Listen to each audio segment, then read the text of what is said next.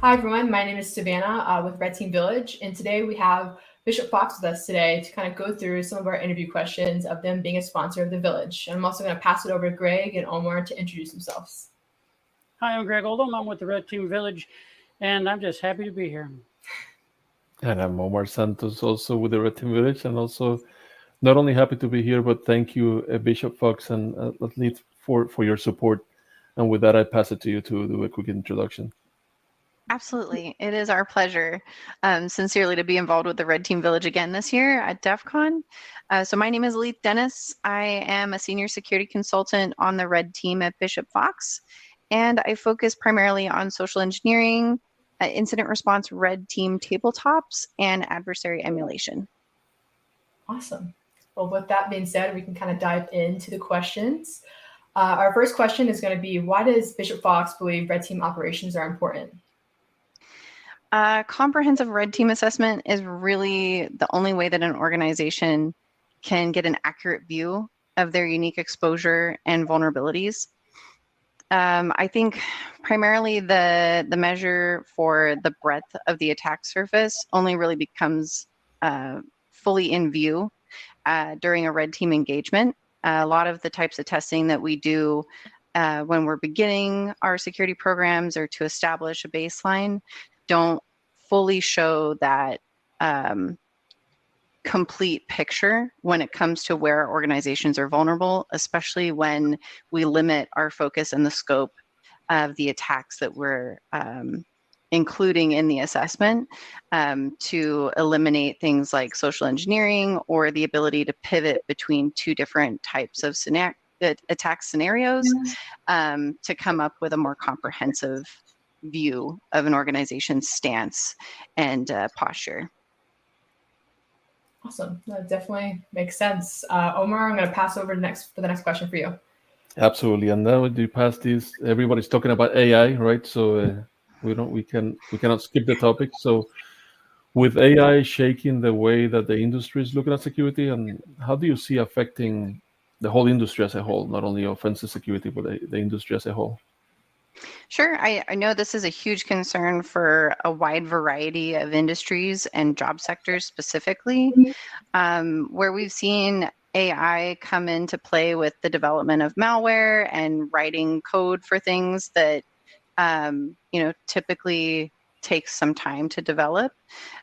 We've also seen a lot of failure in the code that is coming out of artificial intelligence. And if we don't have skilled practitioners who can QA that code, remove bugs, find the flaws, then it's essentially useless. But I think that where AI can come in as a game changer and help to advance security on the whole is with the automation of mundane tasks that none of us want to perform, and where we have individuals that are suffering alert fatigue and just dealing with this immense volume of data that they have to analyze and go through. We can use AI to automate those types of tasks. And similar to the Industrial Revolution, where people were concerned that jobs would be lost due to machines doing all the work, I think we're going to see a similar result here, where we do lose some jobs, but they are the mundane and process-driven repetitive tasks, and we have humans that can be elevated into new roles and new jobs that come out of the use of AI in the context of security, giving more diverse options for skill sets to evolve over time and essentially improve security on the whole, while not really having a net job loss. If anything, I see there being more opportunities for the advancement of AIs, the maintenance and the management of those over time. Yeah, that makes sense. Very well said. Now, how does your company see red teaming evolving, not only because of AI, but making impact in the next future, in the immediate future? Bishop Fox just released a report, and we found that 64% of organizations are employing red teams in some capacity, with more than half of those planning to increase that investment over the next 12 to 24 months. So that's pretty amazing considering the fact that it was tough for us to sell just your basic pen tests, 5 or 10 years ago to most organizations. And there's still some organizations that struggle, whether it's because they have immature security programs or they're still trying to requisition the budget to allow for the investment in red teaming. I think we're seeing that the value of red teams is becoming clear to those who are in the position to make those decisions on where the money is invested in security programs. And as those programs evolve, we need more comprehensive testing. So the next steps here, I think we'll see a lot more need for red teaming from the perspective of both internal and external. It's great to have an internal red team, but it's also wonderful to be able to bring in another red team that's external to kind of give a different perspective and to show your real external facing gaps where there's a lot of assumptions that can be made internally. If you're within an organization, some folks think, well, yeah, this is being done by this tool, and you hire an outsider to come in and go, actually, there's a giant gap here. So we absolutely speculate that this adoption of red team services throughout, whether it's internal in the most mature security programs or just the acceptance of purchasing red team in addition to your standard pen test assessments, that's just going to grow over the next 5 to 10 years. Yeah, I agree. And also the regulative landscape, will also dictate that you have to have a third party as well. So very, very well said. There are thousands of red teamers probably watching you right now, right? And especially as we go through all the activities at DEF CON, a lot of people come to the Red Team Village because of the education, right? Mm-hmm. And what are some word of advice, or I guess the top 3 things that you would probably recommend somebody that will get started, especially if they want to work in your company, right? Yeah, absolutely. So finding that first security job can be extremely challenging, especially if you're part of the emerging workforce or those people who have just graduated and are starting to look for work. I would say don't be afraid to take a role that maybe isn't something that you feel will be your final destination in security. And also don't be afraid to take a role that's more on the defensive side, because if we're being honest, the defensive side can be a lot more difficult than the red teaming attacking side. I just have to find the path of least resistance, the shortest route. But on the defensive side, it's really difficult to protect everything all at once, all the time. So getting a perspective on what that entails only makes you a better offensive security practitioner in the future if you understand how companies are defended. So taking a junior level role or a beginning consulting role that maybe isn't exactly where you want to end up only gives you that valuable experience that you can then use to springboard into your next position. And oftentimes that will also give you the leverage to increase your compensation and to find a role that speaks more to the types of skills that you want to grow and learn. So essentially, in short, don't be afraid to take a role that maybe isn't your most favorite. If it's in security, whether you're transitioning from another industry into security or starting out at the beginning of your work experience. And then just be prepared to learn as much as you can, keep an open mind, be coachable. And for those who want to join the Fox Den, I would highly encourage participating in those extracurricular type activities. Get involved in your security community, find ways that you can contribute there, because I find that a lot of the best learning happens outside of the classroom, so to speak. And while certifications and cybersecurity programs and industry conferences are wonderful, doing the thing is going to teach you a lot more about how to do the thing professionally than just learning in theory how to do the thing. I agree 1,000% with that. Very well said. So I've been asking you a lot of questions, so I'm going to pass it back to Greg to continue some of the questions that we have.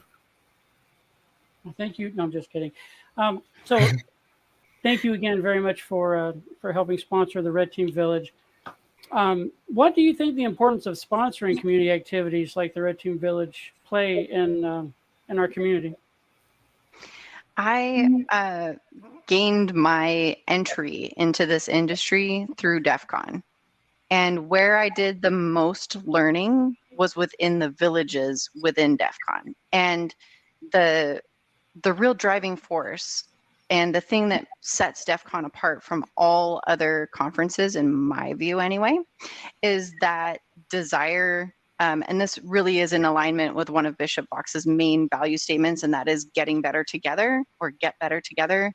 And by keeping that knowledge sharing going, that's how we all get better together. Because if you get siloed into your single organization or as an individual consultant in your own practice, you stop evolving and you stop growing. But having a team of people and then having the ability to collaborate outside of your organization and learn from others who are facing the same challenges, that is something that I can't really put a dollar value on. And we don't really have a workforce gap. I think we have more of a skills gap in security. So we have the humans, we just need to make sure that they're skilled. And having access to this kind of education within Red Team Village and the other villages at conferences like DEF CON can allow people to find things that they may be interested in pursuing, learning more about, without that barrier to entry of the cost of a certification, to only find out that, yeah, you know, I didn't really want to do this for a living, and now I've spent all this money and invested all this time in learning it. Maybe it's not the right fit for me. Whereas with the villages, you can hop in for a weekend and figure out if that's something that you're into, and then spend the year between conferences elevating your skill set and figuring out what you want to do next year. And making connections with people who you can collaborate with throughout the course of the year. So as far as Red Team Village and our investment, Bishop Fox is driven by contributing back to this community, just encouraging the sharing, encouraging the local meetups and the collaboration that happens between humans in real life, and continuing to promote this skill sharing and elevation throughout our community. Wise words. Thank you. I want to pass it back to Savannah. If you have anything to say. Yeah, so we are going to kind of close it out from here. And we want to see if there's any final words that you have for anyone who's watching the stream today, of just any additional information you kind of want to add to the video today. Yeah, I would love to encourage volunteering. I can't even stress how important it is to make connections with people. And going to my first several DEF CONs, it was really intimidating to stop people and talk to them and try to strike up a conversation and network, because there's a lot of big personalities and a lot going on, and there's so many different places. But it's really neat if you can find a place that you can volunteer and start to create your own network and use that as like your home base. So volunteering in different villages, volunteering to help support your community efforts locally. These are all ways that you can not only get involved in the community to meet new people, but I have 100% received offers for every job that I've accepted in security through my connection with humans. And a lot of that can be traced back to that collaboration and volunteering and the promotion of education throughout our community. Yeah, I 100% agree with that, because I would not be with Red Team Village if I did not volunteer in 2019. That's where I met Omar. So 100% agree with volunteering. I think that's so important. And then going to local meetups, even outside of DEF CON, that's how you make the connections with people in the industry. It's so important. So get out there and make the connections, and make sure you're networking at DEF CON too. All right, that's all we have. So we can go ahead and wrap it up from here. We really appreciate you coming on the stream today, and hope you have a great rest of the day. Yeah, thanks so much for having me. I'm looking forward to volunteering this year as well. So I'll actually be in Red Team Village on Saturday afternoon. Sweet. Hear that? You got to come to the village now on Saturday afternoon. Awesome. I have Thank you.